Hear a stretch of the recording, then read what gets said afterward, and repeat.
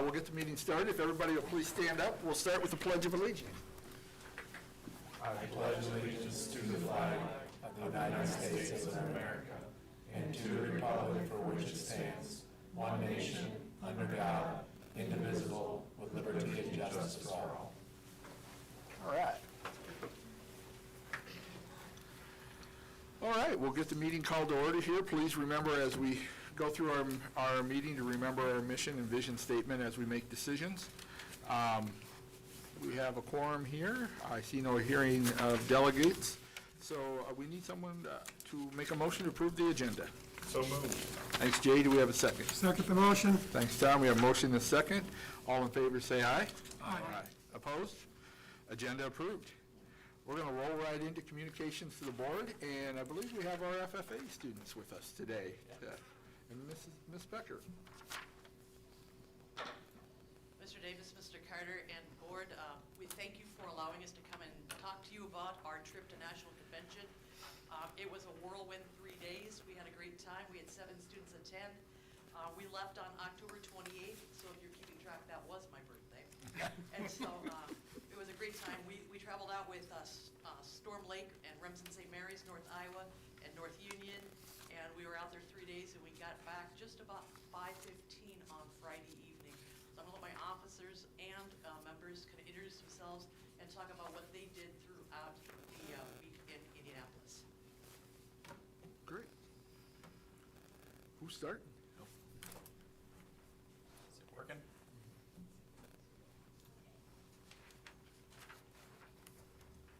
Hello everyone, I'm Cassidy Bierstead. I'm the junior this year and I'm the vice president of the Algona FA chapter. And I'd like to talk about our first stop that we made on the second day that we were there. So we went to a historical site called Connor Prairie, and it's actually was an interactive park, so we could go to different buildings, and everyone there was actually in character, so it was like a really great learning experience that we had. A couple of the pictures we have up there is we had a petting zoo that we went to, and we got to pet baby goats, and that was pretty cool. And then we went to the old schoolhouse, and we wanted to go to the Apple store, but it was closed because it didn't open when we were there. And we also went to a blacksmith and watched him make a knife. And we also watched someone make bread in an old fireplace too, and that was pretty cool. And the property was actually purchased by Lily Ellie in 1933.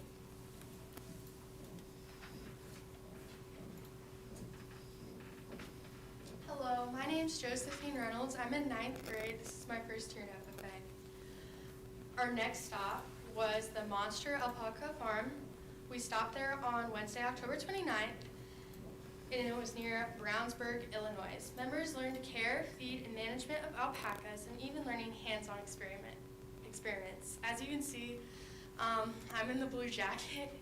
I had to get the fecal sampling from the alpaca, and then on the bottom right-hand corner, if my directions are right, that is Caden Borman giving medicine to this alpaca that we had to chase down and grab onto. So we did that, and it was a great opportunity to see the animals and agriculture in a unique, engaging way. Thank you, guys.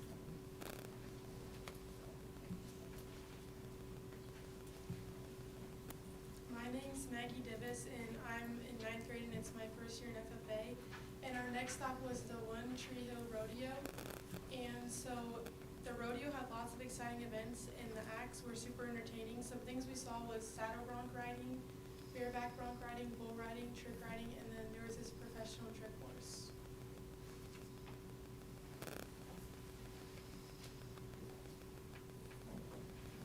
Hello, I'm Caden Borman. I am a junior this year, and I'm part of the Algona FFA. A keynote speaker, Art Jackson, I hope I'm saying that right. It was during the actual convention. He talked to us about taking leadership to the next level and to not be scared to to destroy our own box that will shut you down and made it into your reality and limitations people put themselves in. So like an embarrassing moment in your life, he told us how to break that down into your past and to let your past not dictate who you are. To forgive yourself and do the work to do your best life. empower others and the art of learning from others and implementing it into your life. To be bold in yourself and give it 110% all the time.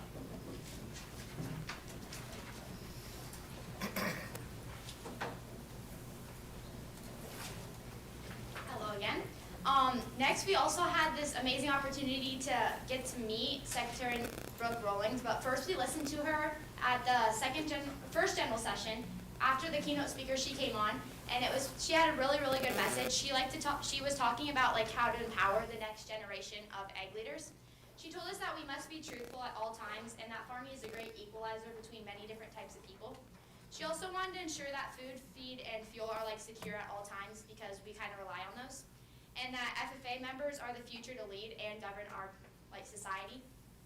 She also said that everything in agriculture also has a higher purpose, so we need to lead with servant leadership at all times.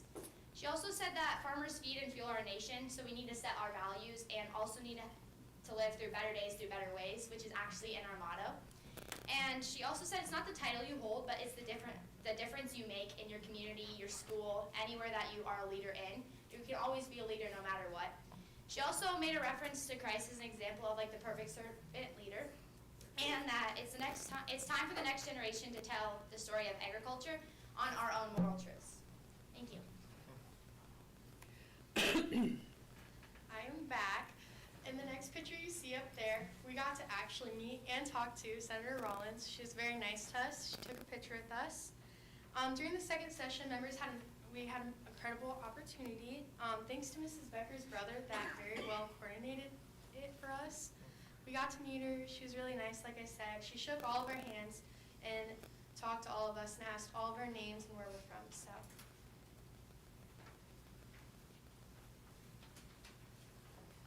I'm Runner Trujillo. I'm a sophomore, and this is my second year in FFA.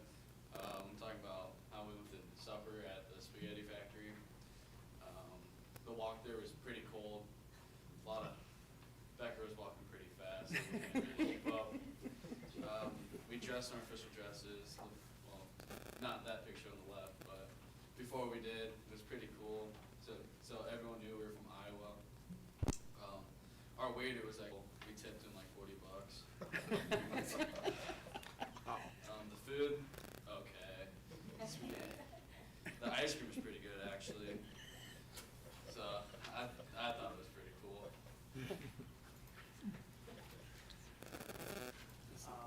Hello, I'm Logan All. I'm in 10th grade, and at the One Tree Rodeo, the announcer shared a speech about him during his childhood where he wasn't able to form even a full paragraph during class, but ag class helped him cultivate communication skills and leads him to speak in front of hundreds of kids and adults at rodeos like he is doing right now as a career.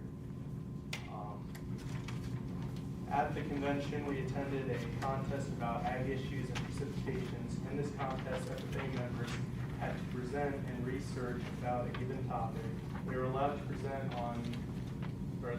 to present this topic through many different ways, but they chose to do it through a town hall meeting, such as this one, kind of, with one side in favor of the cattle tags that they were proposing and one side against it. I'm Evan Gorman. I'm a sophomore, and I'm not an officer. And then I'm going to talk about the career and college fair. Members had the chance to talk with industry, employers, as well as colleges and universities about potential agricultural opportunities. So I talked to Corteva because I'm interested in a degree in agronomy. And then the colleges that we all talked to I talked to Iowa State, Oklahoma State, and then I also talked to Texas A&M, LSU, and then we've also talked to Purdue, Ohio State, and Kansas State. So lots of different options to talk to. They explained everything about like all their potential degrees, what you can go there for. Yeah, it's very interesting. So next year, the 99th National FFA Convention will be 1 week earlier. It'll be the 21st to the 24th in Indianapolis. They announced when we were out there that it'll be held there through 2040. So they signed another agreement. The mayor of Indianapolis said It's a $40 million venue that FFA brings in that week, so it was, Atlanta was the other option. And I told my students, I go, if Atlanta is selected, it's going to reduce the number of students that we take or how we get there, because we can't get there in a day in a bus. And so they're like, ooh, that could be bad. So it is in Indianapolis. It is nice. Back in the day, it was in Kansas City, but right now there was 67,000 FFA members, family and guests that were there. So it's almost to the size of a football stadium now. That's what it takes, a dome stadium. So it is quite advanced in size-wise. We thank you for the opportunity to attend the convention. We took 7 this year. I think they got a lot out of it. We were on the go nonstop. They might have said that I walked fast. I said I walk with a purpose. So they now know what a purpose is, and shin splints, but it's okay. This last year, we've had a really successful year. We had 2 Iowa Year recipients. We had a couple students do the Green Hen Quiz at the State Leadership Conference. We got a silver with our poultry contest. We did qualify for our state envirothon. We finished as the 5th place FFA team, so no national team this year. This summer, we had a lot of students exhibit at the Cassup County Fair. We did the livestock judging at the Clay County Fair in September, earned a silver. At District Soils, we had 4 teams there. We had the 1st, 4th, 6th place teams out of the North Central District. I was in charge of it. I think there was 78 teams total. And so the kids did really well. At State Soils, we finished in 16th place. How many of you guys, 4 of you guys were on that team, those teams, right? Mm-hmm. And we had a first and a 4th place individual here. And so we've had some really good success. If you go on to the next slide, which is just about the last one, one more. If you can't see that, what that's basically telling you is we have about 110 projects between all the students. 83.3% of the members have attended at least 2 activities this school year. That's a pretty high percentage. Average is 40%, the state average is 60%. So we're doing well with that. We've done 62 contests. We've productively invested just about $70,000 back to our community through FFA and our SAE, which the buzzword these days is work-based learning. And so we're providing a lot of opportunities, working on internships for these students moving forward, so that way we're in a good spot to maybe help some numbers out next year at this time when we start talking numbers again. Don't hold me to it, but that's my goal. We have a lot going on. We take a lot of pride in what we do. I take a lot of pride in what they do. We've got a district officer right now. Cassidy is a district officer, so she's serving at 1 level above the chapter at this point, and doing a great job with that. And so the question I have for you, what questions do you have for us? Or was there some that? Experience before, so it was a good time. Yep. We stayed downtown, which was kind of a neat place. We hadn't done that before, so challenges. The bus driver had like a 20-minute walk to get to the bus. The advantage was we were within walking distance of the convention center inside, so that was really nice. We had one rain day on Thursday that was kind of rainy, so it did allow us a chance to stay dry while getting to Cole Stadium. So. Great. No tough questions for these Runner, guys? there's anything that you can get at a restaurant that you can make at home, don't order at a restaurant. Only when you go out to eat, order stuff that you're like, I can't make that at home. And if you don't know how to make spaghetti, then Mrs. Becker will teach you how to make spaghetti. I might even show him how to can his own pasta sauce. Yeah. Well, we thank you all for being here tonight. We always appreciate the updates after you go. Thank you again. Thank you. Thank you. All right, as they exit, we'll move on to the consent items. You should have received those in your packet. Any comments, Joe? I'll pull up the revenue versus expense comparison just to take a look at that. That's something we always look closely at. Through October, our revenues, 6.9 million, expenses 4.7 million. Certainly that's great that those are quite a bit higher. We would expect that this time of year. You know, we do anticipate this being a deficit spending year, where we will spend more than our revenues, but we're on track right now. Lisa and I are really, really close to this on a monthly budget this year, probably more, even closer than normal, as we know it is a deficit spending year, to minimize that as closely as we can. I know in the last month it's shrunk, which is good, and that's what we'll continue to do, is try to just keep all of our expenses in mind and try to keep that deficit as small as possible through this school year. Are there any other comments or questions? Hearing none, need a motion then to approve consent items. So moved. Thank you. Todd, do we have a second? Second. Thanks, Andrea. With motion and a second, any further discussion? Hearing none, all in favor say aye. Aye. Opposed? Consent items approved. We'll go right into the superintendent's report. October 1st is the count day for certified enrollment, and then you certify that on October 15th, so went through that process in the last month. Our certified enrollment was down 25 students. As we anticipated, we used that 20 to 30 number in all of our discussions and our forecasts that we have made. You know, that number is what drives our funding for next year. Overall, there's 28 less students attending Algona Community School District than there was last year, and that's really 123 seniors going out. A big group that went out, and closer to 100 kindergarten students. We anticipated that this year we would have that drop. We have a very large 4-year-old preschool class, 93 students when we certified, I think 97 students currently. And also our senior class is the smallest in the high school, of around 100. So our certified number, I said likely increase, I should say could increase for next year, which certainly would make budgeting for the FY 27 year easier.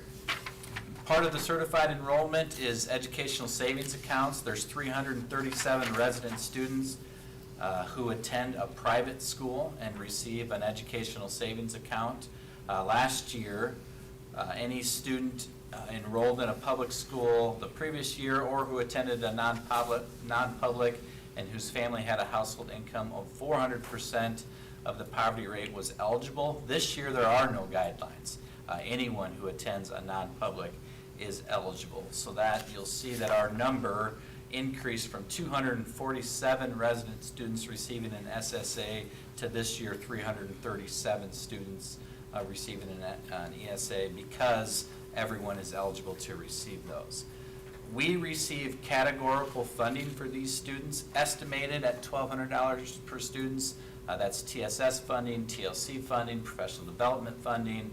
It's all general fund expenses, but comes to us in categorical. Just a chart to kind of compare where we're at this year to last year. You know, we have less resident students. That's what affects that certified enrollment. You know, it's that much. Open enroll down slightly. Pre-K 4 students. Remember, I said there's 93. It's 67 because you're not funded fully for those. You're partially funded for those. So total school-age kids, we're down 28. Questions on our certified enrollment? I'd like to ask some questions, and I don't mean to put you on the spot, so if you don't know the answer.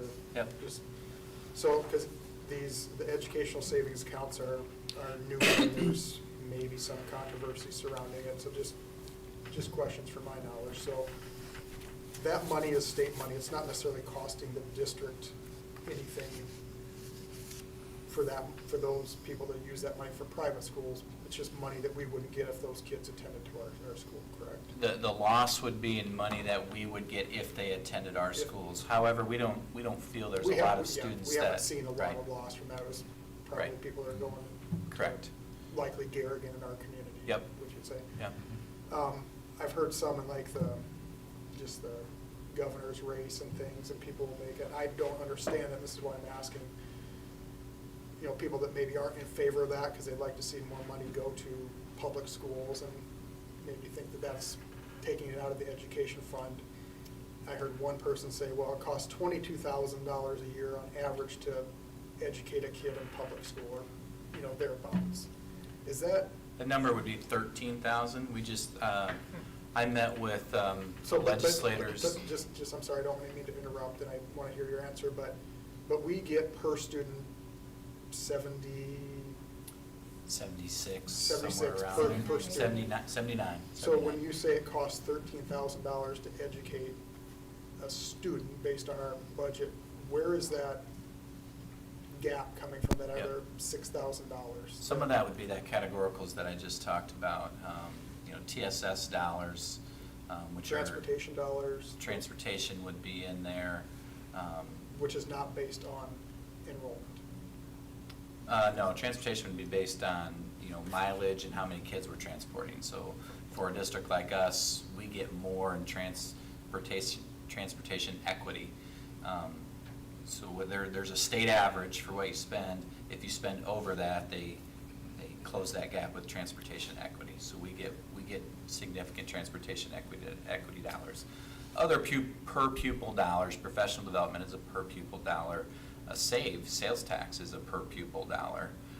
That would be included in those numbers typically. TLC dollars, at risk, all of those are per pupil dollars. So we're getting money per pupil, it's not part of that 76? Yep, those would all be in addition to that, correct. Yep.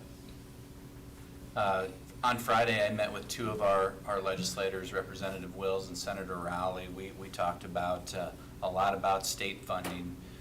You know, Iowa, we spend about $13,000 per student in the public schools, currently trailing every school, every state that surrounds us. You know, and I think it's important, you know, not to compare yourself necessarily, because the needs of Illinois are different than the needs of Iowa, for example. But that's an area that the state probably has fallen behind. The concern with ESAs, from my perspective, Brent, is not money that we've lost. It's that we continue to get about 2% new money per year, which has been the average over the last 10 years, 2.08 over the last 10 years, and the average settlement over the last 10 years is about 3.2. Those don't align. So over time, what that means for... Our settlement locally as a district? That'd be state settlements, but... For raises. Right, yeah. I mean, so our, you know, what we negotiate for contracts Yes. is not the two allowance. We've been negotiating historically Yep. over the last few years higher than Yeah, the and that wouldn't be allowance. that would be the state average Okay. for settlement, although I think we would be very, very close to that. So those numbers don't line. So what happens, we've been able to do that really through reorganization. We had cash to do that, and we did those things. Reorganization's gone, and now that 10 years of discrepancies is going to face us, and it does. And it doesn't just face us, that's something that everyone deals with. So I can talk with Representative Wills and Senator Rowley about this deficit, and their response is, well, we just don't have any money to give you. Where the new money that we would typically get for 2% SSA, the amount that will go to ESAs is greater. And that's the concern. So where is It's that not- money coming from on a state level? Like, I mean, it's all taxpayer money. I mean, for sure. You know, Yeah, and for even sure. the stuff that we get. It's just money that's been reallocated different ways. And from where it was being spent before Yeah. to that. Yeah. So that's the concern I would have, and that I advocated with them about. It's not money that we've lost, because you're right, that doesn't exist. It's money that they no longer have to give us. And that's going to really play itself out here in the coming years. Really good questions, though. Great conversations with Representative Wills and Senator Rowley. They're great listeners. We talked about SSA. We talked about open enrollment deadlines for all students, whether that's to an online school or not online school. That's come up in our meetings multiple times. We talked about special education weightings, where we're a district that operates with a special ed deficit that's significant. Special ed weightings haven't been adjusted in over 20 years, and that's a major driving force in that. They're aware of that. So a really good discussion about things that that could impact us positively in the Algona Community School District. Last thing I have in my report is BoardCon. That's coming up November 20th at the Iowa Event Center. BoardCon, formerly the Iowa Association of School Board Convention. The delegate assembly is on Wednesday, November 19th. Rodney's going to represent our district again for that. A couple of keynote speakers, Thomas Murray and Ann Anderson. We got 5 or 7 members registered planning to attend, which is outstanding. Really excited about that. It's a great day. There's a lot of learning that takes place, a lot of networking, an opportunity for us to be together. The last session of the day will count as your Iowa public meetings training that we're required to do. Some of you have already done that, so you don't need to do it twice. But the last session will take care of that requirement as well. Tom is a Iowa Association of School Board member as well, so he'll be working and be busy those 2 days, and we appreciate his serving on that board as well. Lisa, I may let you know this week if I can go, if that's okay. I'll let you know by the end of the week. When is the Public Education Board at the State House? When is that, in the spring, or is it the fall? Day at the Capitol? Day at the- It'll be January, late February. January, early Okay. February. Yeah, I have that date, Jay. I'll get that date to you guys. Yep. So, any other questions for Joe on the report? All right.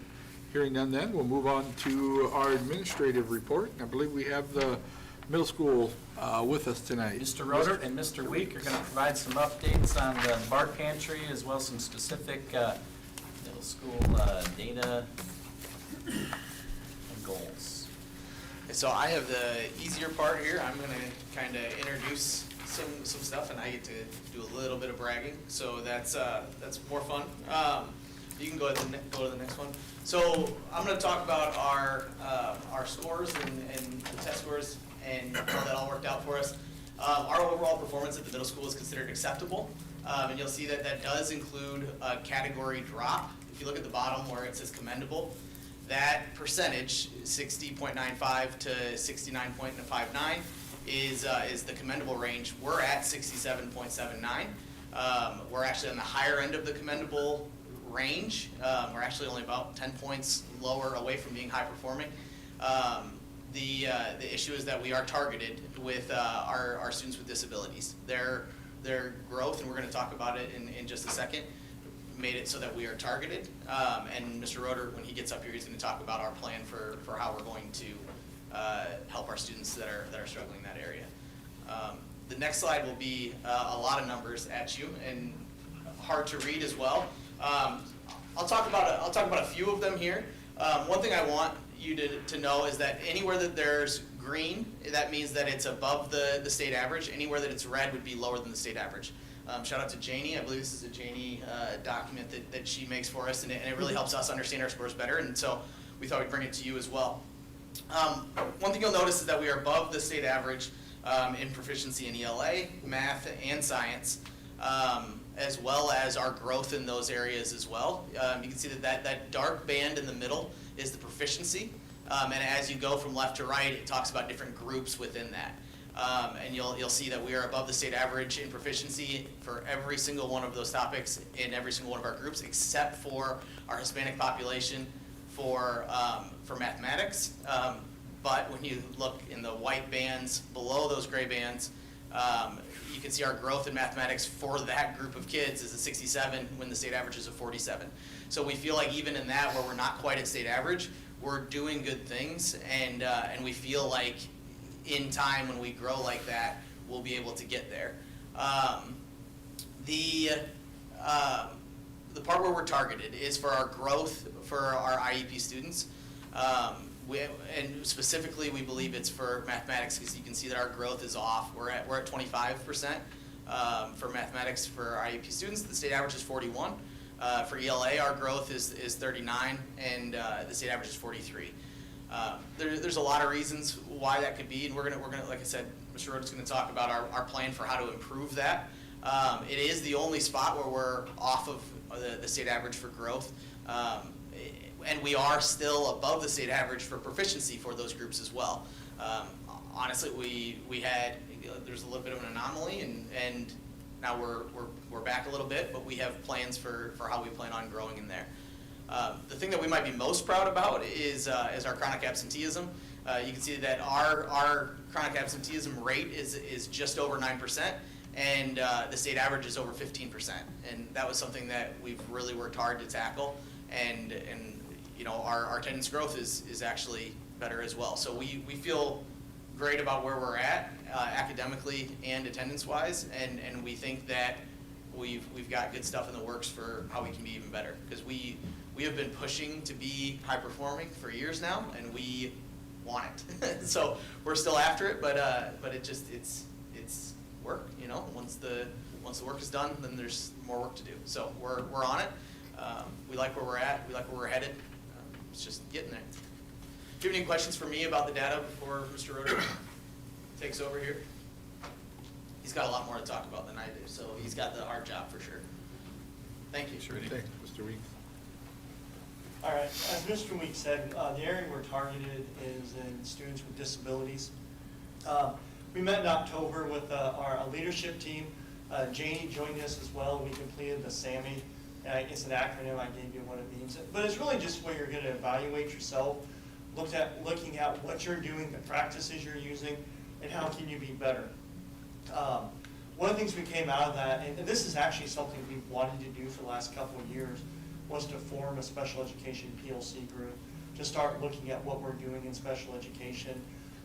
This year we have the opportunity to do that. So every professional development day, we are allocating, last time we went way over, I think we went almost 2.5 hours. Because they're really engaged in the conversations.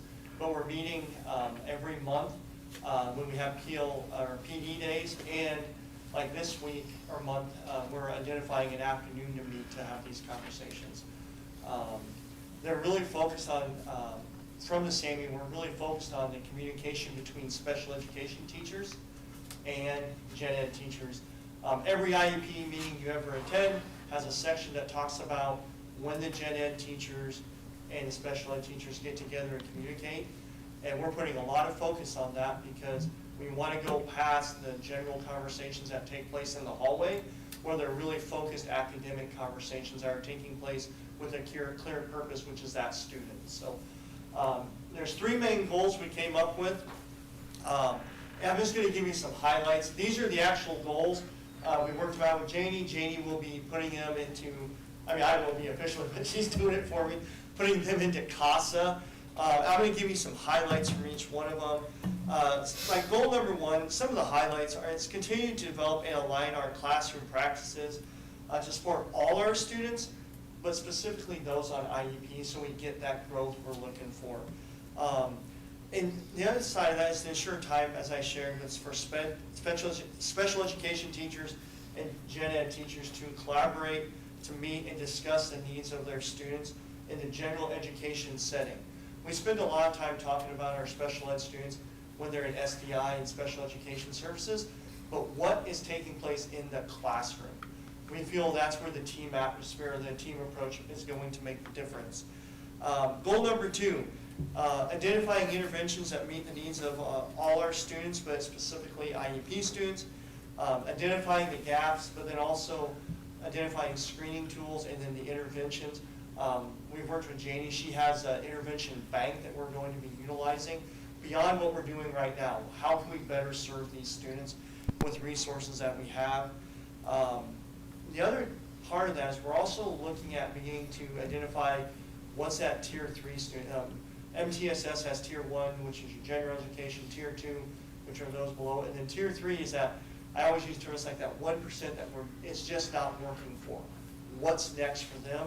And so we're really starting to drill down to individual students. We have 3 or 4 years of data. They're not growing, or they haven't grown. Why not? I've actually met with a few of these students already and talked about why, what are they doing in the classroom. Our special ed staff, our gen ed staff will be talking about them. How do we better serve, and what can we do intervention-wise for these students that our current practices just, they're not meeting their needs, they're not growing. So we'll be working on that. Goal number 3, as I said, we're going to create a meeting agenda, that monthly meeting. The term I've kind of come up with is That meeting is a collaboration meeting for us to get together, talk about what's going on in special ed. A couple of the key things that that meeting will be doing is we'll be talking about, for example, progress monitoring.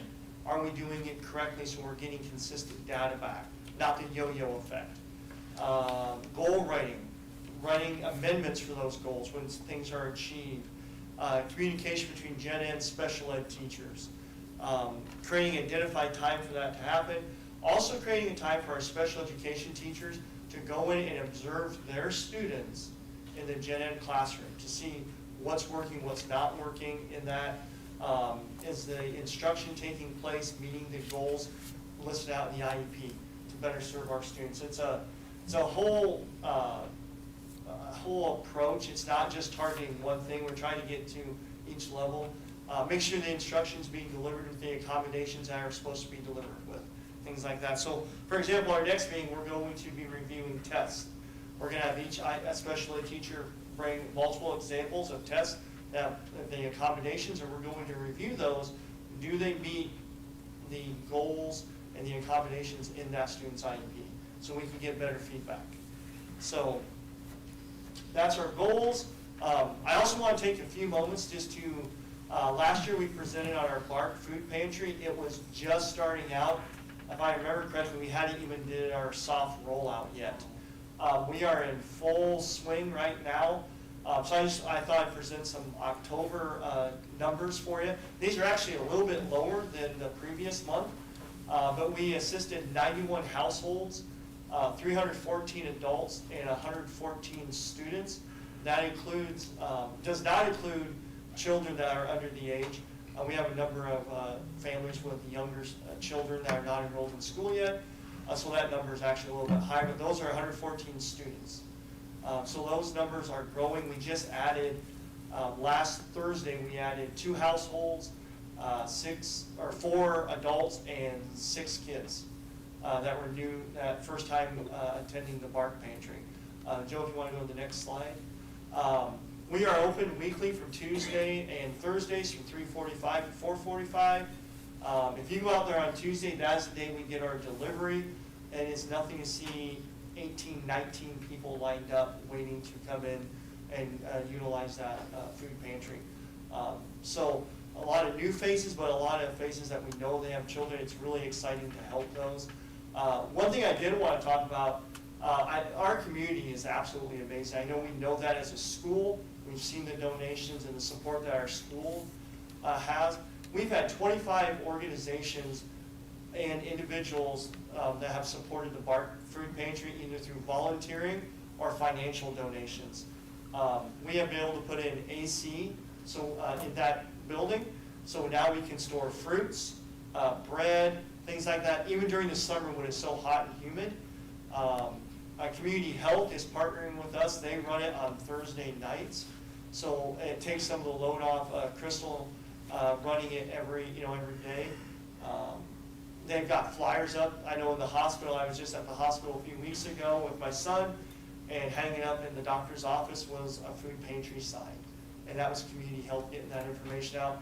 We've also gone out to numerous daycare providers, the YMCA, so we know our community knows this resource that's available. If you want to go to the next slide, Joe.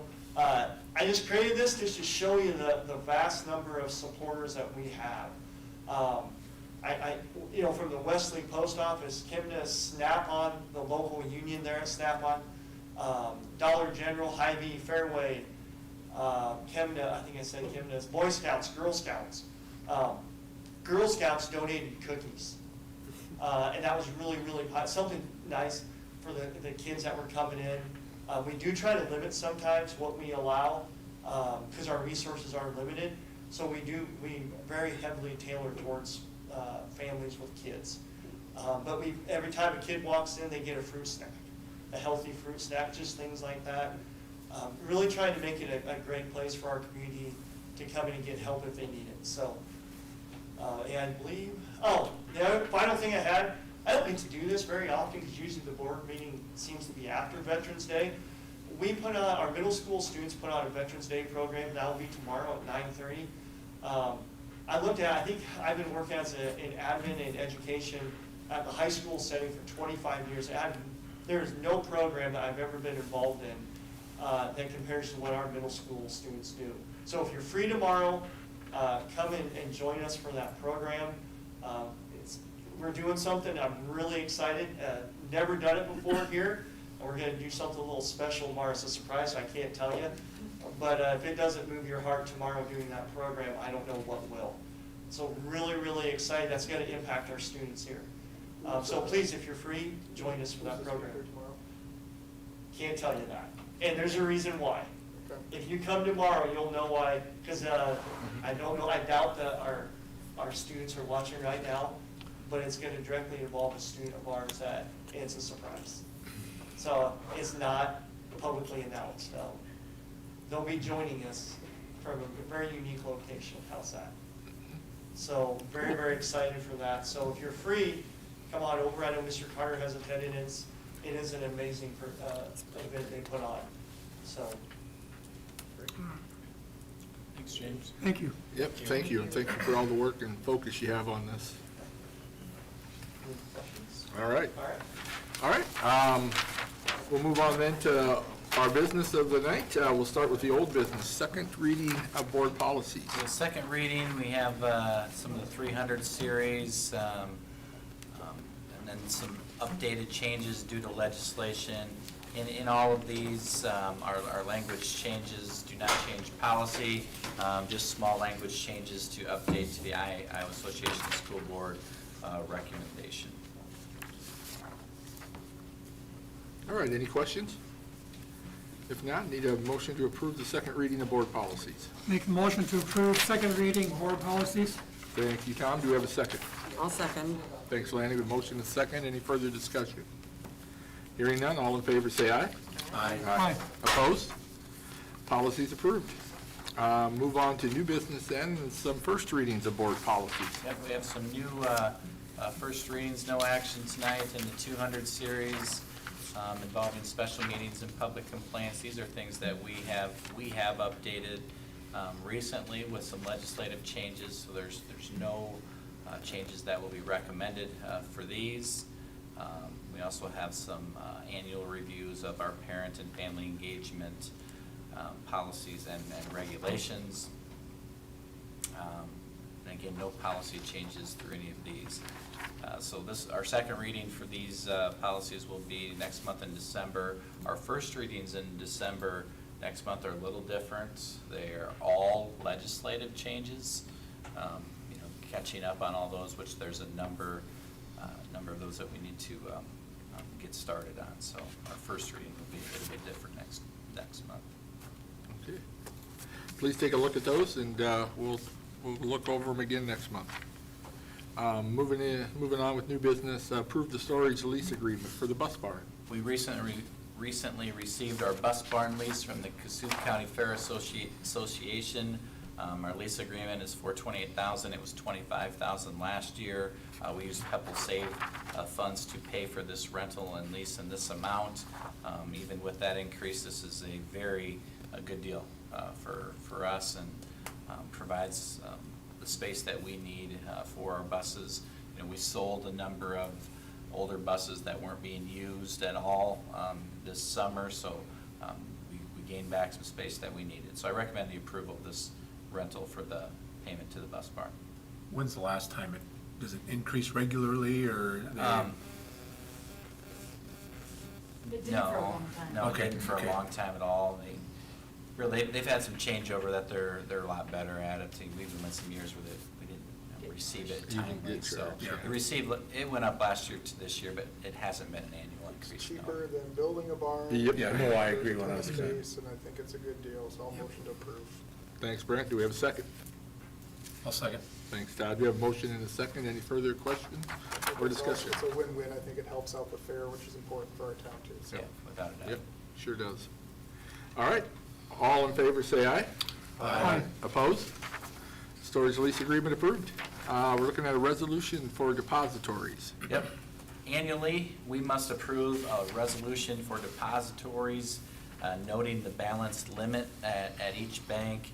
The resolution allows room for debt through the UMB, which is where we have our debt for the Fieldhouse project. The limit was increased at Security State Bank due to the amount that was added to that account from the general fund money market that we closed at Farmers and moved over there. That was all part of reorganization.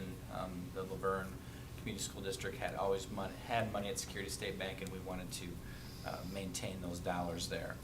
The amount at Iowa State Bank was decreased as the amount from the bond has dropped since completion or almost completion, so we can lower that amount. This is a resolution that we often do in July. We didn't this year, but we need to approve this resolution as we annually do. I make a motion to approve the bank depository resolution. Thanks, Andrea. Do we have a second?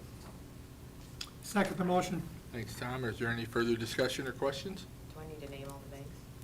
No, it's in the resolution. Got it. It is a roll call though, right? Yep, we'll go to a roll call then, since it is a resolution. Andrew Kinsey. Yes. Tom Nugent. Yes. Rodney Davis. Yes. Jay Limbaugh. Yes. Todd Luwaji. Yes. Rainey Mitchell. Yes. Dr. Owen. Yes. All right, motion approved. We'll look at approve the financial health analysis. This is something that Lisa puts together every year. The certified annual report, the CAR, is done, which allows her to put this financial health analysis together. So this uses data directly from the CAR, so it's from the state report, and provides us some statistics. Mostly these are facts about your health, your financial health as a district. Some of those facts include the unspent balance ratio, which is something that I often use with you as well. Also the financial solvency rate, which again is something that we use with you regularly. The revenue and expense comparison, and there's many more. Lots of great information in there. The main point from FY25 is that the fund balance decreased from the prior year. Less cash, and we knew that because again, this is all part of our large financial plan. We deficit spent last year, which makes our fund balance go down. We'll deficit spend this year, which will make our fund balance go down. That's all part of a budget adjustments that we're making. And then the FY27 year, we'll have a surplus, is what we would say right now. So to bring that fund balance, our cash, back to the place that we're most comfortable with. Many levers and transitions that are reviewed to make decisions. Almost all of those are already in place for our forecasts for next year and beyond.